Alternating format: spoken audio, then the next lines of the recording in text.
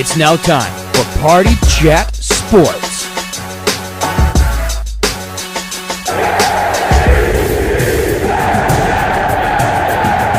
The only thing else I got to say is, how about them Cowboys?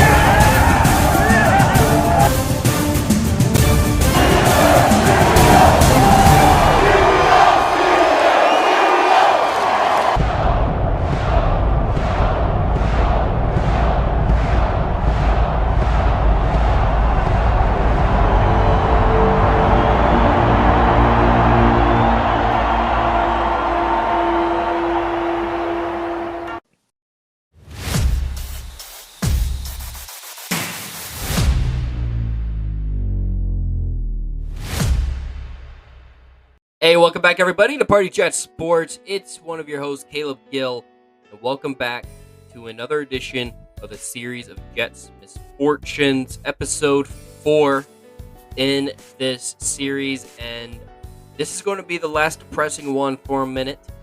I will throw some better, more enlightening, I guess, type Jets content here in a little bit, but there was 3 big factors of this current playoff drought, the end, hopefully the tail end of the Jets' current playoff drought. And I needed to touch on those 3 before we start looking ahead to the offseason. And we touched on Joe Douglas. Last week was Robert Saleh. So this week is the quarterback that those 2 selected together with the second overall pick back in 2021. Zach Capano Wilson. This sucks.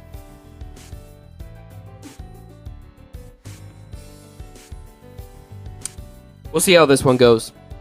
I really just wanted to discuss kind of like the downs and falls of Zach Wilson and what really has turned into a failed experiment.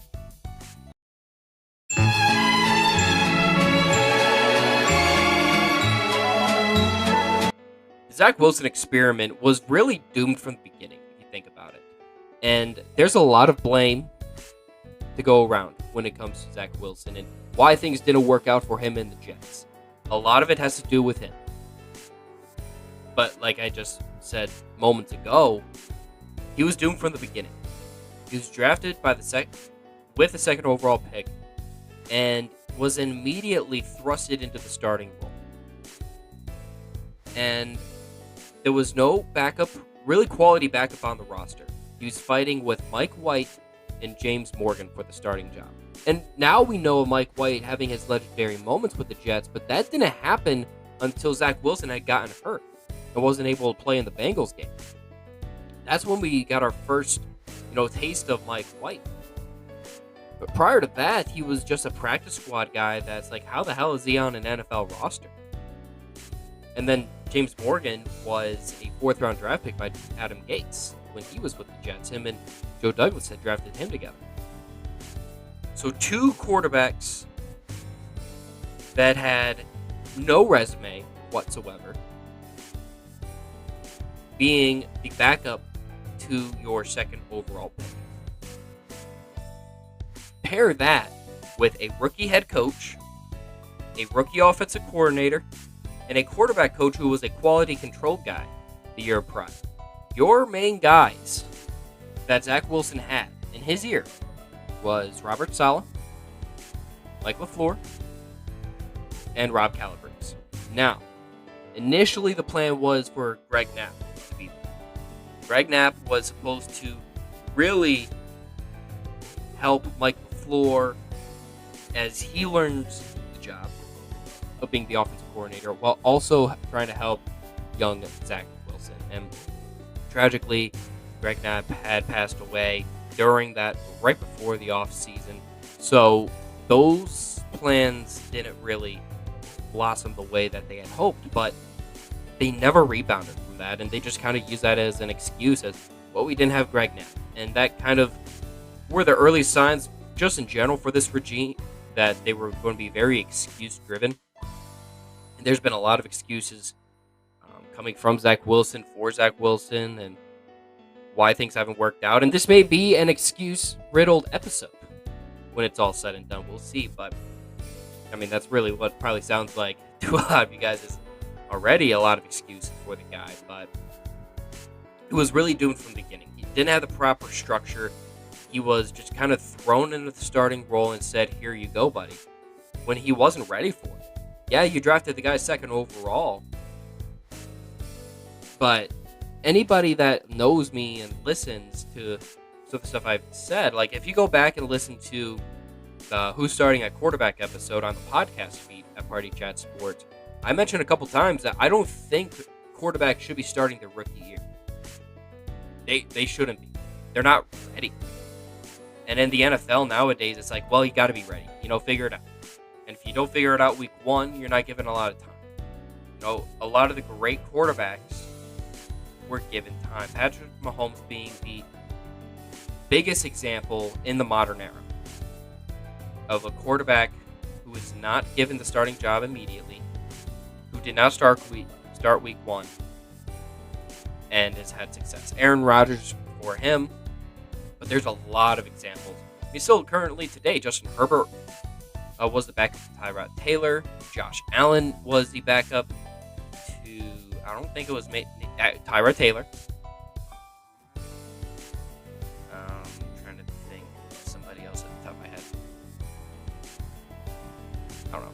Oh, Lamar Jackson. Lamar Jackson was the backup to Joe Flacco. So it's better for these quarterbacks to sit and learn, and Zach Wilson was never really given that option. Instead, he was thrusted into the starting role week one. And honestly, there was a lot of bright spots, or there was a lot of bright moments, it seemed like, early in his rookie year. I mean, yes, it's a preseason game, but go back to his preseason game against the Packers, where he just commanded the offense, he led the team down the field, and he had the confidence. And that's why that's one of many reasons the Jets drafted him in the first place. He showed that he had a lot of confidence in his ability and in himself. Still has freakish talent and arm strength, and when he's comfortable, he can be dangerous. The problem was him never getting comfortable. That Packers drive in the preseason looked like a sign of things to come. He was, connecting with guys like Corey Davis, and it was just a thing of beauty. And then you see that a little bit in his first ever game against, the guy that he replaced in Sam Darnold against the Carolina Panthers, week one of his NFL career. Yeah, he throws an interception early in the game, but he comes back. He has 2 touchdowns, 2-point conversion, nearly leads a comeback. Doesn't get the win ultimately, but it looked like, okay, well, we're seeing something here. The next week,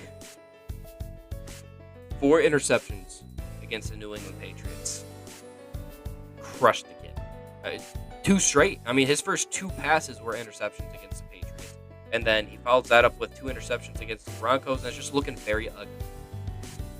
And then we get to week 4 of his rookie year. And every Jets fan remembers this game. Overtime against the Tennessee Titans. And that was, he had nearly 300 yards, and it looked like, okay, we had I remember explicitly. So I was living on my own at that point. I had moved out of my parents' house, but I had watched this game in the basement of my family home. And I was watching the game, and he does the point down the field where he's pointing down to Corey Davis before he throws it. That beautiful play. I'll watch that one.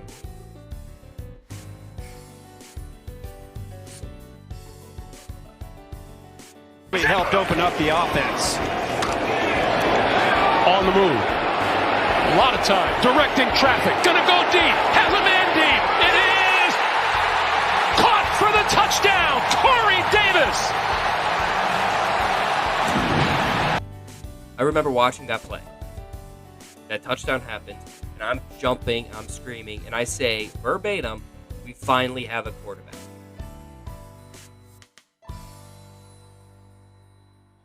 Boy, was I wrong. And that's why this hurts. I really thought Zach Wilson was going to be our next quarterback. I was confident in Sam Darnold because, he was supposed to be the number one quarterback. A lot of people had him as the best quarterback in this draft. I had started doing a little bit my own, following. Like, I started getting deeper into the draft. Like, started getting deeper into the weeds when it comes to draft season. And after the Jets won their first game of 2020 against the Rams, my attention immediately went to Zach Wilson. Like, a lot of people will say, well, Zach Wilson. My biggest grief that I have when it comes to Zach Wilson is the dumbasses that say that the Jets only drafted him because of his pro day. If you're saying that you're ill-informed, you're an idiot, first of all. You don't know what you're talking about. You're casual, and you don't remember or recall the process leading up to that draft season. Zach Wilson was on mine and many other Jets fans and the Jets' radar, the Jets team in general, their radar, pretty much immediately after they lost out on Trevor Lawrence. It was never going to be Justin Fields. How much better or worse would that have been? It's hard to say. It doesn't even matter at this point, but that was never going to happen. But you're going through that rookie year, and you're seeing the roller coaster, right? You're seeing the ups and downs of a rookie quarterback, as you would expect. They go to London. They play the Falcons, and you see some of his shortcomings that he struggled with, especially in year 2. You see that highlighted throughout this game, or throughout this game, where he was just missing the layups. He was missing dump-offs, and you start seeing that a little bit. It's like, oh, he's got to fix that. His footwork is funky, but, good coaching should get him there. The Patriots game, I thought he went 6 for 10, 51 yards before Matt Judon intentionally took him out because he's a bum and never mind. I thought he was on his way to playing well in that game. Didn't, got hurt. Comes back against the Texans. Plays okay. The Eagles, he plays all right. Saints, all right. But there's a stretch here where you're starting to see where he's not throwing touchdowns, he's not throwing interceptions, but he's making some progress. The Jaguars game, he only has 102 yards, but he also passing, but he has 91 through the air. And they end up winning the game. He has a passing touchdown and a rushing touchdown. So you're seeing like some of the athleticism. The Buccaneers game. This is another game that Jets fans will remember with Zach Wilson. The Buccaneers game. This was almost the first time that the Jets had beaten Tom Brady since 2015. This was the closest, it seemed like, that the Jets were going to get to beating Tom Brady since they did beat him in the Patriots in 2015. 19 for 33. I mean, he's confident. He's letting it loose. He's throwing it wherever he wants to. He's putting his, on the table and saying, I got this. But then they don't get the fourth down. Tom Brady marches down the field and wins. Against the Bills, complete crap show. Wasn't a great game for anybody. But it was a rocky rookie year. You experienced the waves, the emotions, but you felt like, or at least I did, and I know a lot of other Jets fans did, and maybe this was just the blind optimism and the fandom in us, but we thought, what? Let's build on this. We obviously don't know for sure if he's a guy yet at this point, but there's something that we can build on here. And a lot of time, I've said it multiple times on this pod where the biggest step you take as a quarterback is between year 1 and year 2. And instead of him taking a step forward, he took like 5 steps backwards in year 2. He was hurt. in the preseason. Comes back against the Steelers. And I was there. I was there live. I was able to watch that game with my brother, and it starts a little rough for him, but you know what? That fourth quarter, he goes 10 for 12, gets a touchdown, and leads the comeback against the Steelers. It's like, okay, cool. That's just his first game back. This is awesome. All right, let's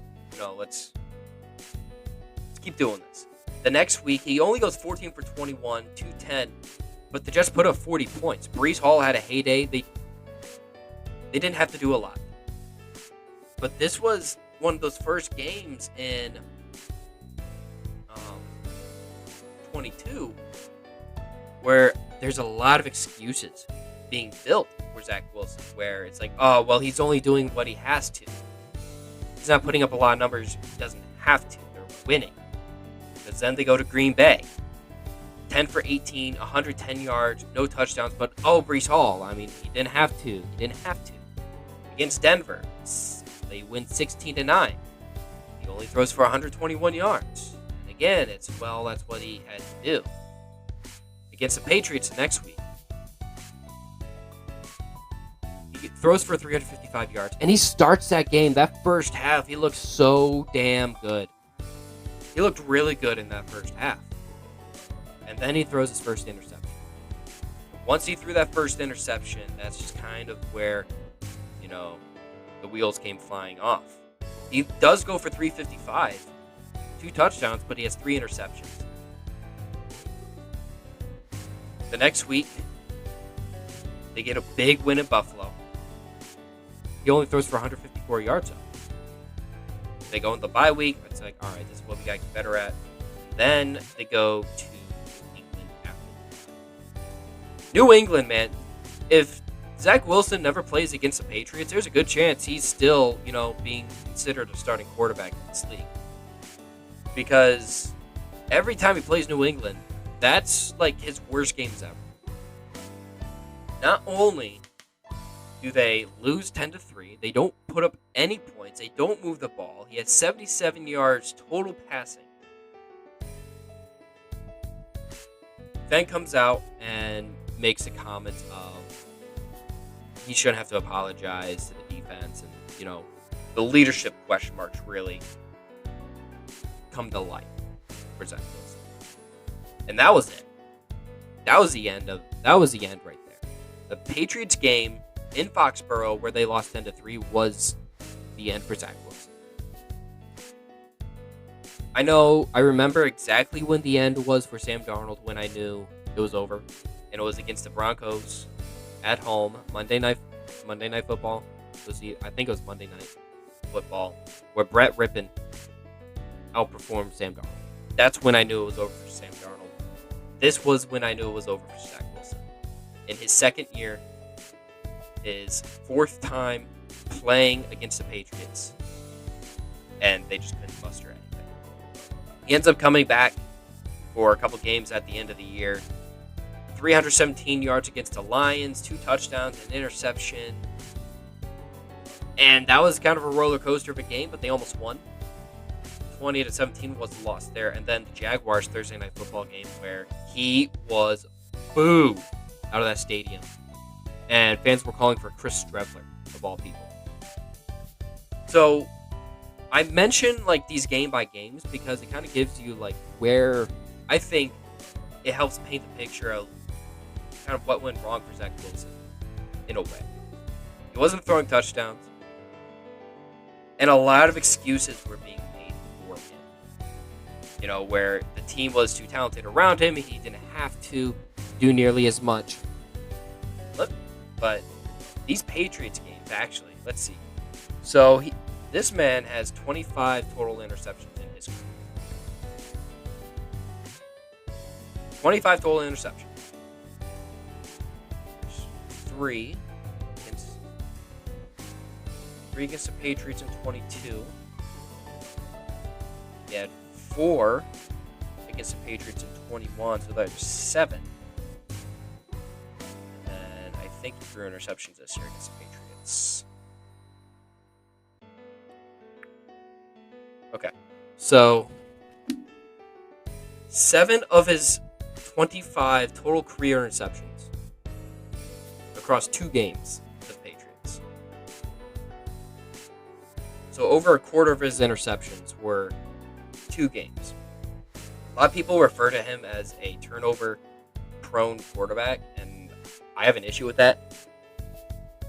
He had, in his rookie year, 6 games without an interception. In his second year, 5 games without an interception. And only 2 games in each of those years with more than 1 interception. And then in 23, when he was supposed to be redshirting and not even on the field, he had 1 game that he had more than 1 interception. That was his 3 interception game against the Cowboys. Shout out to you, Drew. But he struggled with multiple passing touchdowns. And in this league, you have to score touchdowns. You have to be able to throw the ball and score those passing touchdowns. That's a big area where Zach Wilson just wasn't getting the ball into the end zone. 3 games in his rookie year where he had more than 1 touchdown. And 2 games in his next 2 years. So 2 games in 22 and 2 games in 23 with 2 or more touchdowns. He never had a 3 touchdown game. Is that right? I thought he did. No, he didn't. Never had a 3 touchdown game. But he did have a 4 interception game. It just sucks, truthfully. I really like the kid. I think he was given, he was given a lot of blame.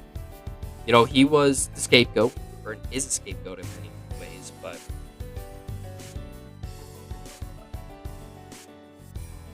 his accuracy never got better, which is weird because he was a very accurate quarterback in college, and you can say, well, he was only playing at BYU, but it's not the downfield accuracy that was that much of an issue in the pros. It was the short, intermediate, the easy dink and dunk stuff that he struggled with. And the big thing with Zach Wilson, I'll always say this, the reason Zach Wilson failed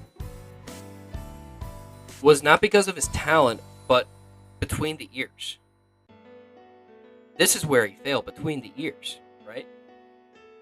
He kept getting in his own head. And the Jets coaches didn't do him any favors. They never took the leash off. You look at the stuff that Zach Wilson was doing where he was having the most success, and it was out of rhythm. When he was on the move, when he was doing rollouts, when he was moving the pocket. That's what he succeeds at. That's why the Jets drafted him. And what did they never do? That stuff. They tried making him a pocket passer, and that's not what he is. And the reasoning behind it was, well, he's got to learn to do this before we let him do the fun stuff. Essentially, but you drafted him for a reason. So I'll never get that. I really don't know what much more you could say about Zach Wilson at this point. I mean, this year, he wasn't even supposed to play. But his best games came this year. His game against the Chiefs, where, even a game where McCole Hardman gave him the script, he still had one of his best games. No interceptions, 2 touchdowns, 245 yards, and almost pulling off a win against the eventual Super Bowl champ, the reigning Super Bowl champ at that. And then he also had a 301-yard game and 2 touchdowns against the Texans, and that he was benched prior to that. Reluctant to come back, does come back, plays. That was one of his best games. And that game was a lot of quick. He was confident. If he can go to a place that restores his confidence, I think he can have some success in this league. I don't think he's ever going to be a franchise quarterback for anybody. I don't think he's built. Most people aren't, and that's okay. But I think he can be a guy that's developed into a quality backup that can win you games in spots. He did it at times. He came back and off the bench and won a game against the Texans.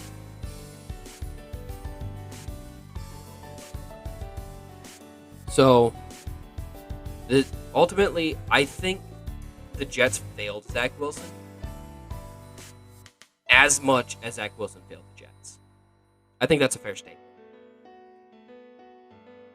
Zach Wilson was not good, but what the Jets did for Zach Wilson was not great either. And you could say, well, Caleb, he had Elijah Moore, he had Breece Hall, he had Garrett Wilson, like, he had weapons. He didn't have the confidence in the coaching staff that was coaching him. His coaching staff didn't have the confidence in him, and they showed it. They didn't properly game plan for him. They threw him out when he wasn't ready. But yes, Zach Wilson had a lot of bad throws. Made a lot of dumb mistakes. I still wish it would have worked out in New York. And ultimately, it didn't. And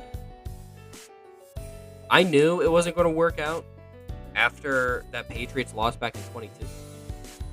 When Aaron Rodgers came, you know, there was some people that was like, yeah, Zach's back. He's going to be the guy. Aaron Rodgers is going to teach him everything, yada, yada, yada. I still found it hard to believe, but I thought that was going to give him the best chance to succeed in New York. Now what's going to give him the best chance? A good coaching staff. So who does trade for a guy like Zach Wilson? The guy that's being rumored a lot right now, or the team that's being rumored a lot right now, is the LA Rams. I think Sean McVay would be a great coach for Zach Wilson. Here's a problem. The offensive coordinator for the Rams is Mike LaFleur. The new quarterback coach for the Rams is Rob Calabrese. Mike LaFleur has bashed Zach Wilson through the media. Mike LaFleur does not like Zach Wilson, and I'm sure Zach Wilson doesn't really care for Mike LaFleur. That relationship will not work. So if you think that the Rams are going to go and trade for Zach Wilson, think again. That's not going to happen. What's more than likely to happen is a team like, I don't know, does the Vikings take a chance on him?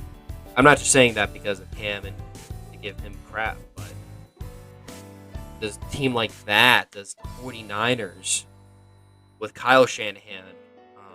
Actually, probably not. Probably not. Because of the LaFleur and Saleh relationship with Shanahan. Do the Bucks. Do the Saints. I think it's going to be an NFC team. I don't know. And what do the Jets get back? Probably a conditional pick for 2025. It's going to be a conditional day 3 pick that's dependent on if Zach is on the roster at a certain point. That's kind of my prediction. I think that's really all that needs to be said. Zach Wilson's a bust. One of the bigger busts in NFL history. And I'm not going to get into a debate on who is a bigger bust, him or Sam Darnold. They both suck, and it both sucks that it didn't work out for either of them. Let's just pray that Aaron Rodgers can bring us to the glory land and we can deal with the consequences of that after it potentially happens. Otherwise, we're just going to stay in our pit of misery forever. But we are going to get out of that pit of misery for a little bit here at Party Jet Sports on the series of Jets Misfortunes. As the next episode, I'm not sure when it's going to be, but it's going to be more free agency relevant. It's going to be, where the Jets should focus their sights this offseason. The type of targets they should go after, and what have you. So that's kind of where I will go with the next episode. If you haven't yet, go back and rewatch, or watch in general, or rewatch these other episodes in the series of Jets Misfortunes. We've got the first episode was detailing the 2023 NFL season for the Jets. Then we had Joe Douglas, Robert Saleh, and now Zach Wilson. But again, things are going to get brighter here at Party Jet Sports moving forward. I'm going to at least try to. I'm going to try. I'm going to try to be a little bit brighter. Stay tuned to the feed. We'll try getting more content out. We have slowed down in terms of content at Party Chat Sports. Just a slow time in the off season, and don't want to overdo it during a slow time But things will probably ramp up at some point. I mean, we have the offseason free agencies around the corner. Then, a lot of draft content potentially going to be on the way. Make sure you follow us on TikTok. Make sure you follow us on Twitter or X. And then wherever you get your podcasts. But until then, thank you again for watching this series of Jets Misfortunes. Until